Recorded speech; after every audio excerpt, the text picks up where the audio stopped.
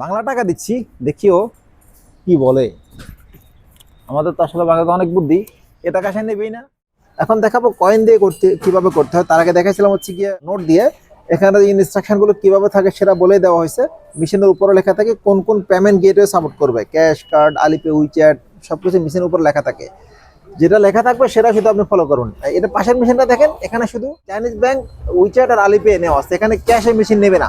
কিন্তু এই মেশিন সবই নেবে, যার কারণে আমি এই মেশিনে আসছি, কারণ আমার কাছে অনলি ক্যাশ আছে। তো আমি যেই ডিস্টেন্সে যাবো, ওই ডিস্টেন্সের ফেয়ার হচ্ছে কি 4 RMB। আমি 4-এ ক্লিক করবো। প্রথমত আমি এটাকে ইংলিশে নিচ্ছি। আচ্ছা, ইংলিশে নেওয়ার দরকার নাই, আমি একাই জার্নি করবো। জার্নি করার জন্য এখন আমি এখানে প্রেস করলাম, একজন আসছে এখানে অটোমেটিক্যালি।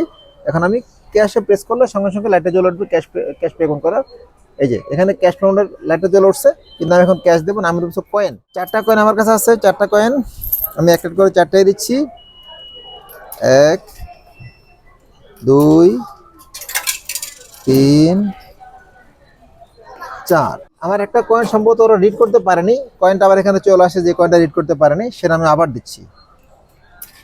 4 হয় না অনেক ক্ষেত্রে জাল টাকা, জাল নোট। হ্যাঁ, এটা দেওয়ার সাথে সাথে এখন দেখেন আমার এখানে চলে আসছে আমার টিকিট। এই আমার টিকিট, এখানে সেন্সর দেওয়া আছে। মজার একটা বিষয় দেখলেন কি, কয়েনটা যখন জাল মনে করলো, কয়েনটাকে কিন্তু সে নিচে ফেলে দিল। কারণ অনেক ক্ষেত্রে কয়েন বা নোটস রিড করতে পারে না। আমাদের দেশে যখন হচ্ছে কি বিভিন্ন বুথে টাকা জমা দিলে যান, কিছু টাকা ফেরত দেয়, আবার দিলে সে আবার নেয় পুনরায়।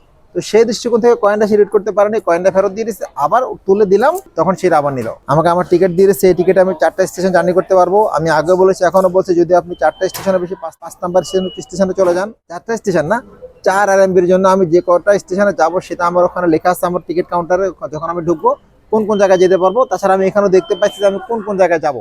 এর বেশি যদি আমি যে আমি গেট থেকে বেরোতে পারবো না, তো আলটিমেটলি পুলিশ ধরে কেলেঙ্কারি করতে পারে। সো কেলেঙ্কারি হওয়ার আগ থেকে নিজেকে সেফ রাখেন। Thank you very much.